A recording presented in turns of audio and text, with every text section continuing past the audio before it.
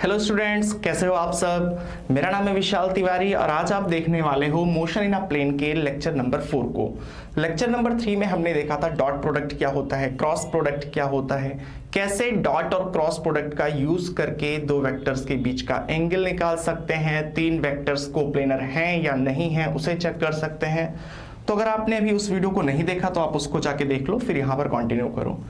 तो आज के वीडियो में हम लोग क्या देखेंगे, resolution of a vector in a plane, resolution क्या होता है, rectangular resolution of a vector in a plane और कुछ न्यूमेरिकल्स देखेंगे। आज के इस वीडियो के बाद वेक्टर पार्ट हमारा खत्म हो जाएगा फिजिक्स के लिए। मैथ्स में तो काफी ज्यादा है वेक्टर, बट अभी हमारा काम चल जाएगा इतना पढ़ के, ठीक है, मतलब इतना और जो इसके पहले वाले वीडियोस हैं। उसके बाद आ जाएंगे हम लोग प्रोजेक्टाइल मोशन पे। सो स्टार्ट करते हैं रेजोल्यूशन से। क्या होता है resolution? Resolution of a vector in a plane. अब ध्यान से आप समझना, हमें पता है कि अगर दो वेक्टर्स दिए हों तो फिर हम उनको जोड़ते कैसे हैं, ऐड कैसे करते हैं, रिजल्टेंट। देखो मैंने आपको पहले भी बताया था कि अगर ये है वेक्टर ए, ये है वेक्टर बी, तो कैसे इनका रिजल्टेंट निकालते हैं, यानी वेक्टर ए प्लस बी कैसे करते हैं, एक की टेल को स्लाइड करवा के दूसरे के हेड पे लेके जाते हैं। सो ये था हमारा ए, और बी को जब स्लाइड करवा के लेके गए तो कुछ इस तरीके से बना हमारा। तो एक हेड के ऊपर दूसरे का टेल है, तो एक टेल और एक हेड बच जाता है। आप डायरेक्टली ऐसे ज्वाइन कर दो और ये वाला जो वेक्टर होता है यही है vector A plus vector B, और इसी को हम लोग बोलते हैं रिजल्टेंट। ठीक है, तो दो वेक्टर्स को हमें ऐड करना आता है। तीन वेक्टर्स को भी चलो देख लेते हैं। वेक्टर ए है, ये है हमारा वेक्टर बी, और तीसरा वेक्टर मान लिया वेक्टर सी है। तीन वेक्टर्स है, तीनों को हमें ऐड करना है। तो क्या करेंगे, पहले आप किसी भी दो वेक्टर को चूज करो। जैसे मैंने पहले चूज कर लिया ए और बी को। अगर ए और बी रहते, सिर्फ मुझे सॉल्व करना होता ए और बी को, तो मैं कैसे करता, ए ऐसे ही रहने देता और बी को स्लाइड करवा के यहां पर लाके रखता, तो बी कैसे बनेगा, कुछ इस टाइप से। फिर ये हो जाएगा हमारा ए प्लस बी, ये चीज समझ आती है, ये ए प्लस बी हो जाएगा। सो ए प्लस बी बचेगा और वेक्टर सी बचेगा। तो इन दोनों को जोड़ने के लिए क्या करेंगे, सी को स्लाइड करवा के यहां पर रखेंगे। तो अभी हम क्या करेंगे, डायरेक्टली सी को स्लाइड करवा के इसके हेड पे रख देंगे, तो कुछ डायग्राम हमारा इस टाइप से बनेगा। सो देखो, हेड के ऊपर टेल, हेड के ऊपर टेल, एक टेल और एक हेड बच गया है, हम लोग डायरेक्टली ज्वाइन कर देते हैं इस तरीके से। और ये जो हमारा वेक्टर होगा यही है vector A plus vector B plus vector C, जिसको हम लोग बोलते हैं रिजल्टेंट। ठीक है, सो हमें वेक्टर्स को ऐड करना तो आता है। अब रेजोल्यूशन में क्या होता है, वेक्टर को ब्रेक करते हैं कंपोनेंट्स में। ध्यान से समझना, अगर हम लोग ए प्लस बी को इस वेक्टर आर से रिप्रेजेंट कर सकते हैं, क्योंकि ए प्लस बी को जोड़ा तो क्या मिला, ये मिला। तो अगर हमें ये दिया है तो हम लोग इसको वापस से ऐसे भी तो बना सकते हैं, ब्रेक भी तो कर सकते हैं, यही है रेजोल्यूशन। या यहां पर ए बी और सी दिया था, तीनों को जब हमने ऐड किया तो हमें क्या मिला, ध्यान से देखना आप, हमें मिला ये रिजल्टेंट वेक्टर। अगर हमें सीधे रिजल्टेंट वेक्टर दिया होता, मान लो हमें ये वेक्टर दे दिया गया है, तो हम लोग इसका कंपोनेंट ब्रेक कर सकते हैं, इसी को बोलता है रेजोल्यूशन। ठीक है, सो कैसे ब्रेक करना है, एक दो एग्जांपल देखते हैं। आई होप कि आसान लग रहा होगा आपको। देखो, ये है हमारा एक वेक्टर जिसका नाम है वेक्टर ए, इसको रिजॉल्व करना है। ठीक है, तो कैसे रिजॉल्व कर सकते हैं, बहुत आसान है। एक तो आप वेक्टर ये ड्रॉ कर लो, वेक्टर एक्स, दूसरा वेक्टर ये ड्रॉ कर लो, वेक्टर वाई। सो एक्स और वाई को कैसे बना सकते हैं हम लोग, एक्स को यहां पर रखो और वाई को स्लाइड करवा के आप यहां पर लेके आ जाओ। तो हम लोग क्या बोल सकते हैं कि जो वेक्टर ए था इसके कंपोनेंट्स हो गए एक्स और वाई, क्योंकि आप ध्यान से देखो एक्स के हेड के ऊपर वाई का टेल है, तो अगर एक्स और वाई ऐसे होता तो रिजल्टेंट ऐसे आएगा। सो मैंने ए को गायब करके वाई को यहां पर रख दिया, ये हो गए कंपोनेंट्स। ठीक है, अब एक चीज ध्यान रखना, सिर्फ कोई एक पर्टिकुलर मेथड नहीं है कंपोनेंट्स में ब्रेक करने का, बहुत सारे मेथड हो सकते हैं। जैसे ये है वेक्टर ए, अब की बार मेरा मन कर रहा कि मैं एक वेक्टर इधर लूंगा वेक्टर एक्स, और दूसरा वेक्टर, चलो ये है हमारा वेक्टर एक्स, और दूसरा वेक्टर ये वाला लूंगा, तो भी सही है। अब की बार कैसे होगा, वेक्टर एक्स को हम लोग इधर बनाएंगे और वेक्टर y को स्लाइड करवा के यहां पर लाके रख देंगे। सो इस तरीके से भी ब्रेक कर सकते हैं। सिंपली हमको ध्यान में क्या रखना है, एक लाइन आप ड्रॉ करो, दूसरी लाइन ड्रॉ करो, कुल मिला के टेल से शुरू होना चाहिए और जो लास्ट में वेक्टर हो उसका हेड से मिलना चाहिए। ये चीज आपको पता होना चाहिए, ठीक है। एक चीज और, अगर हम सपोज दैट दो वेक्टर से ज्यादा में ब्रेक करना चाहते हैं तो क्या करेंगे, तो भी यही सेम प्रोसेस होगा। ये है वेक्टर ए। अब आप कैसे ब्रेक कर सकते हो, एक वेक्टर इधर मान लो वेक्टर एक्स, दूसरा वेक्टर इधर मान लो वेक्टर वाई, तीसरा वेक्टर इधर मान लो आप वेक्टर जेड। अगर ए ना होता तो एक्स वाई जेड का रिजल्टेंट यही तो आता। समझ रहे हैं बात ना, कि अगर ए होता ही ना, मान लो आपको ए दिख ही नहीं रहा है, सो एक्स वाई और जेड का जो रिजल्टेंट होता वो यही आता। इसका मतलब कि जो वेक्टर ए है उसके कंपोनेंट्स में हम लोग ब्रेक कर रहे हैं एक्स वाई जेड। तो बहुत सारे तरीके हैं, अलग अलग वेक्टर्स आ सकते हैं, उससे कोई प्रॉब्लम हमें नहीं है। अब एक चीज ध्यान रखना, यहां पर लिखा है इन आ प्लेन, तो इसका मतलब ये है कि जो भी कंपोनेंट्स हम लोग ब्रेक कर रहे हैं, ठीक है, किसी वेक्टर के कंपोनेंट्स में जो हम लोग ब्रेकिंग कर रहे हैं वो सारे वेक्टर्स एक ही प्लेन में होने चाहिए, ठीक है। ये चीज समझ आ गई। अब बात करते हैं रेक्टेंगुलर रेजोल्यूशन क्या होता है। रेक्टेंगल का एंगल कितना होता है अंदर, 90 डिग्री होता है ना। सो टॉपिक वहीं पर चेंज कर देते हैं, रेक्टेंगुलर रेजोल्यूशन। यहां पर एक छोटी सी कंडीशन आ जाती है। कंडीशन ये है, सपोज दैट एक वेक्टर को जब हम लोग ब्रेक कर रहे थे, अभी ये है वेक्टर ए, मैंने इसको ब्रेक कर दिया सपोज दैट ऐसे, आपने ब्रेक कर दिया इसको ऐसे, तो कई सारे मेथड्स हैं। रेक्टेंगुलर रेजोल्यूशन में कंडीशन ये आ जाता है कि आप जिन दो वेक्टर्स में ब्रेक करोगे उन दोनों वेक्टर्स के बीच का एंगल 90 डिग्री होना चाहिए। समझ आ रही बात, यानी कि इस ए वेक्टर को हम लोग दो कंपोनेंट्स में ब्रेक कर रहे हैं, बट उन दोनों कंपोनेंट्स के बीच का एंगल 90 डिग्री होना चाहिए, ठीक है। तो ये भी हमारा आसान है, देखो कैसे करते हैं हम लोग। ये है वेक्टर ए, सो यहां से एक इधर आप लाइन ड्रॉ कर लो, वेक्टर एक्स हो गया, और जो दूसरा वेक्टर है वो इसके परपेंडिकुलर रहे, वेक्टर वाई।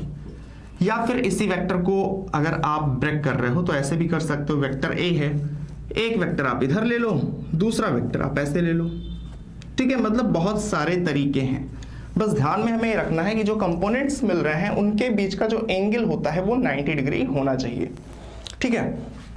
अब अगर हमें यहां पर बनाना होता, ए को हटा दें तो मिलेगा क्या, एक्स मिलेगा और वाई मिलेगा।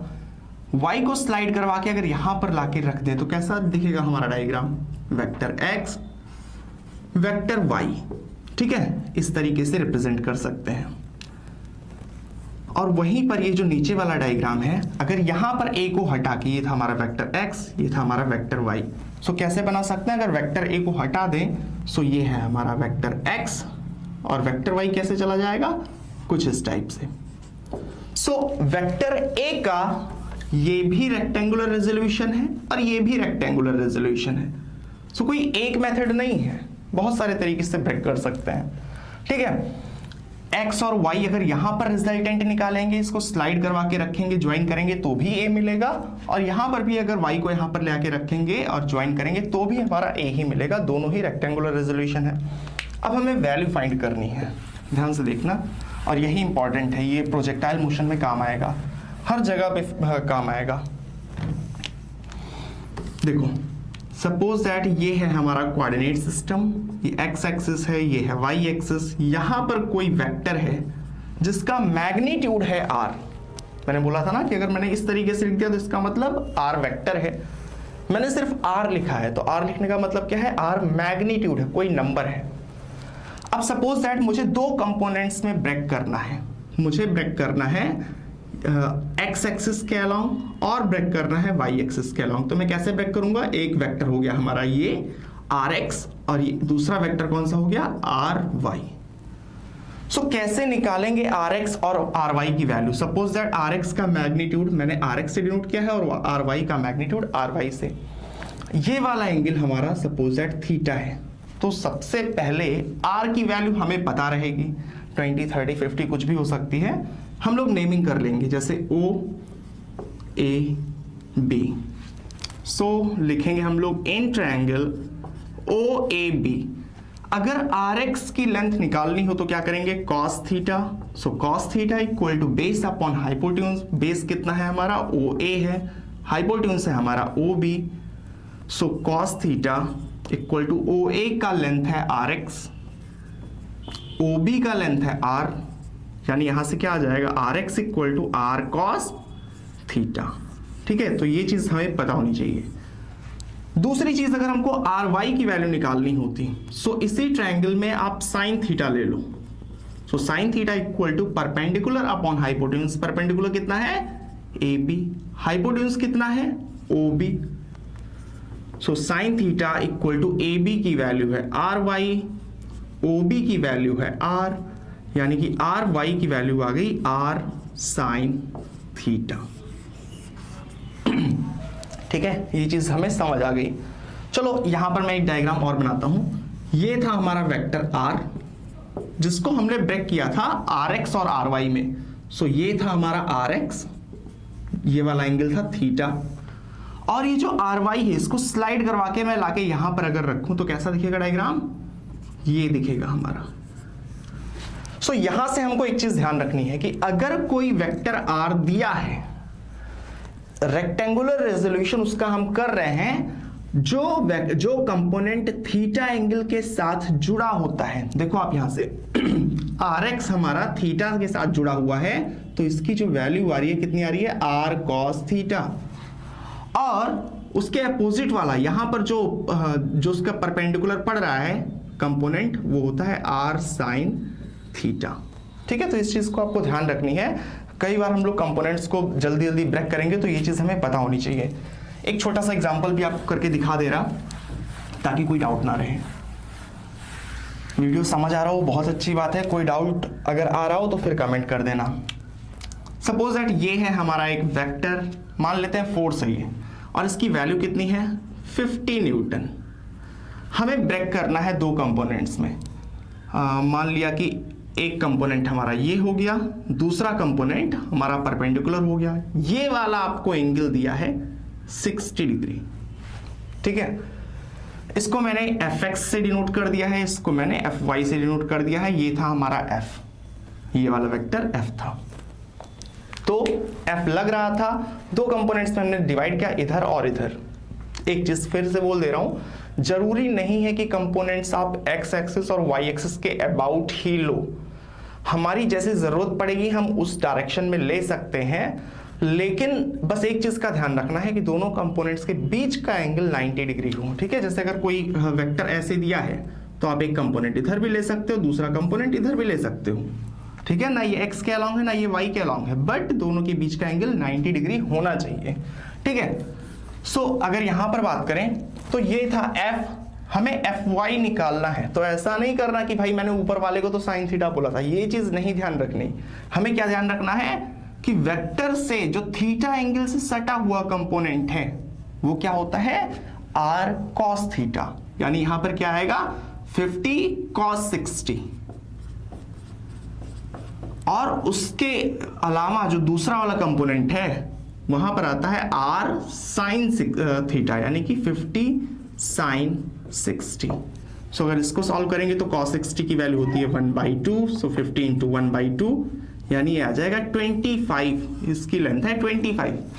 और अगर इसको सॉल्व करेंगे सो 50 इंटू साइन 60 की वैल्यू होती है √3/2, यानी ये आ जाएगा 25 √3।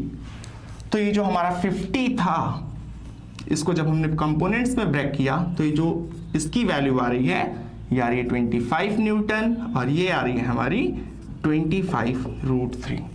ठीक है, सो आई होप कि आपको अभी तक क्लियर हो गया होगा कि कंपोनेंट्स में ब्रेक करना किसे बोलते हैं। अब हम बात करते हैं क्वेश्चंस की। जो हमारा फर्स्ट क्वेश्चन है उसमें दो वेक्टर्स दिए हैं जिनका रिलेशन है a क्रॉस b का मैग्नीट्यूड इक्वल टू √3a.b। ठीक है, ऐसे क्वेश्चंस हो सकता है कि आप अपने एग्जाम्स में भी देखो, इजी क्वेश्चन है, ध्यान से समझते हैं। पहले तो ये समझते हैं कि यहां पर हमारा मॉड लगा है जबकि यहां पर मॉड नहीं लगा है। तो ऐसा क्यों?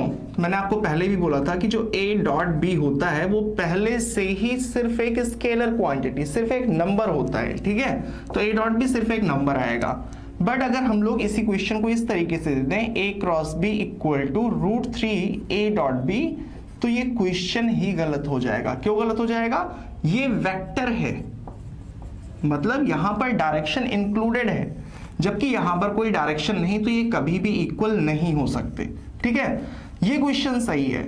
यहां पर मॉड लगाने का मतलब हो गया कि magnitude of a cross b, जो वैल्यू है a क्रॉस b की, वो इक्वल है √3 times of a dot b। तो हमें निकालना है a और b के बीच का एंगल। सो एज्यूम कर लेते हैं कि यह है हमारा वेक्टर a, ये है हमारा वेक्टर b, दोनों के बीच का एंगल निकालना है। सो a डॉट b का मैग्नीट्यूड कितना होता है? ab cos थीटा, जबकि a क्रॉस b का मैग्नीट्यूड कितना होता है? ये होता है ab sin थीटा, ठीक है। दोनों वैल्यूज को उठा के हम लोग इस जो मेन इक्वेशन थी हमारी, इसमें पुट कर देंगे। सो a क्रॉस b का मैग्नीट्यूड है ab sin theta √3 times of a dot b। सो यहां पर आ जाएगा ab cos थीटा, ठीक है। इसको आप नीचे लेके आओ। So ab sin theta upon ab cos theta equal to √3। ab से ab कैंसिल आउट हो जाएगा, sin theta by cos theta यानी हो जाएगा tan theta. So tan theta equal to √3। अब tan किस एंगल पे √3 होता है ये हमको पता है, 60 डिग्री पे, ठीक है। तो यहां से हम लोग जान जाएंगे कि a और b के बीच का एंगल कितना है, 60 डिग्री। सो ये काफी आसान क्वेश्चन है। आई होप कि आपको इजीली समझ आ गया होगा। अब बात करते हैं दूसरे क्वेश्चन की। देखो हमें यूनिट वेक्टर तो पता है कि यूनिट वेक्टर क्या होता है, ऐसा वेक्टर जिसका मैग्नीट्यूड 1 हो, ठीक है। ऐसा वेक्टर जिसका मैग्नीट्यूड 1 हो। मैंने आपको बोला भी था I रिप्रेजेंट करता है x एक्सिस के अलोंग यूनिट वेक्टर को, यानी कि वहां पर मैग्नीट्यूड 1 है। ऐसे ही J y एक्सिस के अलोंग यूनिट वेक्टर को, और K हमारा रिप्रेजेंट करता है Z एक्सिस के अलोंग यूनिट वेक्टर को। यहां पर एक वेक्टर दे दिया गया, मान लिया वेक्टर A है हमारा 2i cap minus 5j cap plus 4k cap, ठीक है। ये है हमारा वेक्टर A। पूछा गया है find unit vector, find unit vector along A, या फिर इसको ऐसे भी पूछा जा सकता है फाइंड A कैप। याद रखना इसको बोलते हैं यूनिट वेक्टर। अगर ये चीज लिख दिया गया तो भी आपको समझ जाना है कि यूनिट वेक्टर की बात करी जा रही है। तो यूनिट वेक्टर कैसे फाइंड करेंगे? अपने फंडामेंटल्स को रिकॉल करते हैं। और देखो जब मैंने आपको बताया था कि किसी भी वेक्टर को किसी नंबर से मल्टीप्लाई करते हैं तो वेक्टर उतने टाइम्स बढ़ जाता है। 3 से मल्टीप्लाई करोगे तो 3 टाइम्स हो जाएगा। इसी तरीके से अगर किसी वेक्टर को आप 3 से डिवाइड कर दोगे तो उसकी लेंथ 3 टाइम्स छोटी हो जाएगी, ठीक है। तो एक एग्जांपल लेते हैं कि अगर कोई वेक्टर है जिसका मैग्नीट्यूड मैंने मान लिया 15 है, यह है वेक्टर। अब हमें इसी डायरेक्शन में फाइंड करना है यूनिट वेक्टर। तो यूनिट वेक्टर की लेंथ कितनी होनी चाहिए? 1 होनी चाहिए। अब इसकी लेंथ पहले 15 थी, हमको ऐसा वेक्टर फाइंड करना है जिसकी लेंथ 1 हो। तो क्या करो आप, इस वेक्टर को अगर 15 से डिवाइड कर दो, लेंथ इसकी 15 है, अगर इस वेक्टर को आप 15 से डिवाइड कर दोगे तो लेंथ 1/15 हो जाएगी। सो 15 था, 15 से आपने डिवाइड कर दिया तो जो हमें मिलेगा वो उसकी लेंथ कितनी रहेगी? 1 रहेगी ना। सो हमें सिंपली करना क्या है, इस वेक्टर को, ये वेक्टर अगर मान लो वेक्टर x है तो वेक्टर x को सिर्फ आप 15 से डिवाइड कर दो तो जो उसकी लेंथ हो जाएगी 1 हो जाएगी और डायरेक्शन पे कोई चेंज नहीं पड़ेगा, ठीक है। तो यह है हमारा फंडामेंटल कॉन्सेप्ट, यानी कि किसी वेक्टर को अगर उसके मैग्नीट्यूड से डिवाइड कर दिया जाए तो फिर जो वेक्टर मिलता है वो होता है यूनिट वेक्टर। सबसे पहले बात करते हैं, एक वेक्टर ए को हम लोग ऐसे बना ले रहे हैं, ये हमने मान लिया कि वेक्टर ए है। अब देखो यूनिट वेक्टर निकालना है तो सबसे पहले निकालो आप इसका मैग्नीट्यूड। मैग्नीट्यूड निकालने का क्या तरीका है, मैंने आपको बताया था √a² + b² + c², यानी कि 2 का स्क्वायर हो जाएगा 4, -5 का स्क्वायर हो जाएगा 25, +4 का स्क्वायर हो जाएगा 16। सो वेक्टर ए का जो मैग्नीट्यूड आ गया वो आ गया अंडर रूट 45। ठीक है, ये हमको मिल गया। इसको ऐसे भी लिख सकते हैं 3 अंडर रूट 5, 3 3 9 5 45। सो 3 रूट 5 आ रहा है इस वेक्टर का मैग्नीट्यूड, यानी कि इसकी लेंथ कितनी है 3 रूट 5। अब अभी मैंने आपसे बोला था कि जो वेक्टर की लेंथ है, जो मैग्नीट्यूड है, अगर आप पूरे वेक्टर को उसी लेंथ से डिवाइड कर दो, 15 को 15 से डिवाइड किया था तो 1 मिलेगा। इसी तरीके से अगर 3 रूट 5 को 3 रूट 5 से डिवाइड कर दोगे तो क्या मिल जाएगा 1 मिल जाएगा। सो हमें करना क्या है, यूनिट वेक्टर निकालने के लिए जो मेन वेक्टर है, ठीक है, इसको हमें उसके मैग्नीट्यूड से डिवाइड करना पड़ेगा। ठीक है, तो वेक्टर हमारा था 2i cap minus 5j cap plus 4k cap upon 3 root 5। यहां से वैल्यू कितनी आ जाएगी, आप स्प्लिट करके लिख दोगे तो आ जाएगा 2 upon 3 root 5 i cap minus 5 upon 3 root 5 j cap plus 4 upon 3 root 5 k cap. ये हमें मिल गया है यूनिट वेक्टर। तो इसको कैसे रिप्रेजेंट करेंगे, a cap equal to this. Verify भी कर सकते हैं कि ये यूनिट वेक्टर है या नहीं। कैसे वेरीफाई कर सकते हैं, मैग्नीट्यूड को निकाल के। चलो दिखा देता हूं मैं आपको। यहां पर हमने इस वेक्टर को सिर्फ डिवाइड कर दिया है 3 रूट 5 से, तो किसी नंबर से डिवाइड करने पे डायरेक्शन में चेंज नहीं आएगा। ये चीज हमें पता है कि डायरेक्शन तो हमारी सेम ही रहेगी।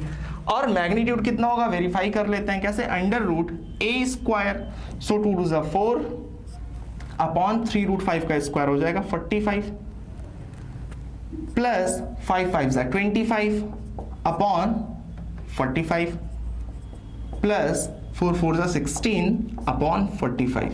सो अगर आप जब इसको ऐड करोगे 16 ये हमारा डिनोमिनेटर सेम ही है, सो आ जाएगा 16 4 20 और 25 45 अपॉन 45, यानी ये कैंसिल आउट होके 1 आ जाएगा। मैग्नीट्यूड आ गया 1। तो इस वेक्टर का मैग्नीट्यूड हमारा कितना आ रहा है 1 आ रहा है। तो समझ आ गई होगी बात कि किस तरीके से किसी भी वेक्टर के अलोंग यूनिट वेक्टर निकालते हैं। सिंपली आप उस वेक्टर को जो दिया हुआ है उसको आप उसी के मैग्नीट्यूड से डिवाइड कर दो। अब बात करते हैं हम अपने थर्ड क्वेश्चन की।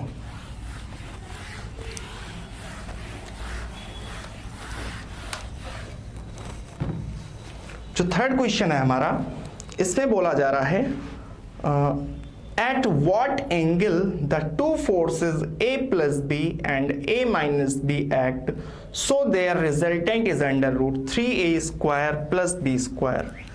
ठीक है, तो दो फोर्सेस हैं a प्लस बी और a माइनस बी। फोर्सेस क्या है, a प्लस बी और a माइनस बी। a और b अलग अलग नहीं है। एक फोर्स है हमारा a प्लस बी, मैं सिर्फ मैग्नीट्यूड लिख रहा हूं इसीलिए मैं ऊपर वेक्टर का सिंबल नहीं बना रहा हूं। सो a प्लस बी इसका मैग्नीट्यूड है, दूसरे का मैग्नीट्यूड है a माइनस बी। दोनों के बीच का एंगल है थीटा। इन दोनों का जो रिजल्टेंट है, रिजल्टेंट का जो मैग्नीट्यूड है वो दिया है under root 3a square plus B square. हमसे पूछा गया है कि दोनों वेक्टर्स के बीच का एंगल कितना होगा। अब हमें एक चीज पता है कि अगर दो वेक्टर्स होते हैं a और b, तो इसका रिजल्टेंट कैसे निकालते हैं, under root a square plus B square plus 2ab cos theta. यह है रिजल्टेंट निकालने का तरीका। सेम स्टेप्स हम लोग यहां पर भी लगा सकते हैं। रिजल्टेंट की वैल्यू दी हुई है, बट अगर हम लोग अपने फॉर्मूले से निकालें रिजल्टेंट तो क्या करेंगे, this square plus this into this cos theta. So लिख सकते हैं resultant equal to a plus B का whole square plus a minus B का whole square plus 2 this into this, यानी कि a plus B into a minus B cos theta. ये resultant हमने निकाला है अपने फॉर्मूले से। ये रिजल्टेंट हमको दिया हुआ था। ये है हमारा फर्स्ट इक्वेशन, ये है हमारा सेकंड इक्वेशन। दोनों की वैल्यू सेम आएगी क्योंकि दोनों ही हमारे रिजल्टेंट हैं। सो इसको इक्वेट कर देंगे इससे। लिखेंगे हम लोग अंडर रूट, अच्छा अगर इसको एक्सपेंड करेंगे तो क्या आ जाएगा, a प्लस बी का होल स्क्वायर, मतलब a square plus B square plus 2ab। इसी तरीके से जब इसको एक्सपेंड करेंगे तो आएगा a square plus B square minus 2ab plus 2 into अब a plus B into A minus B, ये क्या होगा, a square minus B square, और कॉस थीटा को आप ऐसे ही रहने दो। अब इसके इक्वल का साइन लगाएंगे और इसको पुट कर देंगे, under root 3a square plus B square. देखो क्या चीजें कैंसिल आउट हो रही हैं, plus 2ab minus 2ab cancel out हो गया, बचा क्या हमारा, under root a square plus a square यानी कि 2a square, b square plus b square मतलब 2b स्क्वायर। इसको भी आप एक्सपेंड कर लो, सो क्या आ जाएगा, 2a square cos theta, 2a square cos theta minus 2b square cos theta equal to under root 3a square plus b square.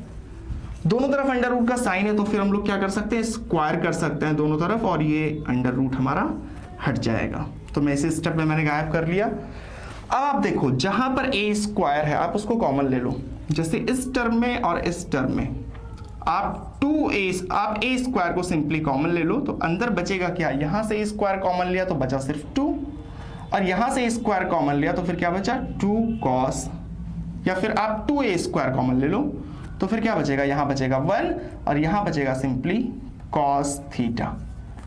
ठीक है, इसी तरीके से अगर यहां से और यहां से आप 2b स्क्वायर को कॉमन ले लो, सो 2b स्क्वायर को कॉमन लिया हमने तो यहां पर क्या बचेगा, 1 बचेगा और यहां पर बचेगा minus cos theta equal to 3a square plus b square. अब इतनी चीज तो हो गई, कंपेयर करते हैं, ध्यान से देखना आप कि a स्क्वायर किससे मल्टीप्लाई है, 2 इंटू 1 प्लस कॉस थीटा। यहां पर a स्क्वायर का कॉफिशिएंट कितना है, 2 इंटू 1 प्लस कॉस थीटा। यहां पर a स्क्वायर का कॉफिशिएंट कितना है, 3 है। ठीक है, सो अगर ये दिस इक्वल टू, ये पूरा टर्म इक्वल है इसके, तो a स्क्वायर का कॉफिशिएंट जो यहां पर था वही कॉफिशिएंट यहां पर भी आएगा, यानी कि दोनों चीजें इक्वल होंगी। ठीक है, सो अगर हम लोग कंपेयर करें, इसको कंपेयर करें इससे, ठीक है, तो क्या आएगा हमारा, जैसे अगर मैं लिखूं 2a square into 1 plus cos theta equal to 3a square, so a square से a स्क्वायर कैंसिल आउट हो जाएगा, बचेगा क्या, 2 into 1 plus cos theta equal to 3। इसको आप लिखो फर्स्ट इक्वेशन और इसी तरीके से आप कंपेयर करो b स्क्वायर वाले टर्म को। सो क्या लिख सकते हैं हम लोग, 2b square into 1 minus cos theta equal to b square, ये कैंसिल आउट हो जाएगा, बचेगा क्या, 2 into 1 minus cos theta equal to 1। So ये फर्स्ट इक्वेशन था और इसको मान लो आप सेकेंड इक्वेशन और डिवाइड कर दो। फर्स्ट इक्वेशन को सेकेंड इक्वेशन से आप डिवाइड कर दो, सो क्या आएगा, फर्स्ट इक्वेशन था हमारा 2 into 1 plus cos theta, second equation था 2 into 1 minus cos theta equal to 3/1। First को डिवाइड कर रहे हैं सेकेंड से, सो 3/1। अब इसी को हमें सॉल्व करना है। सो देखो आप 2 से 2 कैंसिल आउट हो गया, बचा क्या, 1 plus cos theta upon 1 minus cos theta equal to 3। ये इधर जाएगा तो क्या हो जाएगा, देखो ये 1 plus cos theta equal to, जब ये इधर जाएगा so 3 into 1 minus cos theta, यानी कि 1 plus cos theta equal to 3 minus 3 cos theta. Minus 3 cos theta इधर आएगा तो प्लस में हो जाएगा, so 3 cos theta plus cos theta, ये तो हो जाएगा 4 कॉस थीटा इक्वल टू, ये 1 उधर जाएगा तो माइनस में हो जाएगा, सो 3 माइनस 1 यानी कि 2, यानी कि कॉस थीटा इक्वल टू 2/4 यानी कि 1/2। अब कॉस थीटा अगर हमारा 1/2 आ रहा है तो इसका मतलब थीटा की वैल्यू कितनी होगी, हमें पता है कि कॉस 60 पे 1/2 होता है, यानी कि थीटा की वैल्यू आ गई 60 डिग्री। ठीक है, सो ये वाला एंगल जो है हमारा 60 डिग्री है। सो आई होप कि आपको क्वेश्चन समझ आया होगा। अगर आप फर्स्ट टाइम वेक्टर को पढ़ रहे हो तो हो सकता है कि अभी आपको थोड़ी बहुत प्रॉब्लम आए, ठीक है। वैसे वेक्टर्स के क्वेश्चंस इजी होते हैं, ज़्यादा प्रॉब्लम होती नहीं है, बट जैसे जैसे आप प्रैक्टिस करोगे आपकी इफिशियंसी बढ़ती चली जाएगी, ठीक है। सो अगर आपको वीडियो पसंद आया हो तो फिर वीडियो को लाइक कर देना। अगले वीडियो से हम लोग प्रोजेक्टाइल की बात करेंगे और इस वीडियो को अपने दोस्तों के साथ शेयर करना। मिलेंगे आपसे अगले वीडियो में, तब तक के लिए बाय बाय।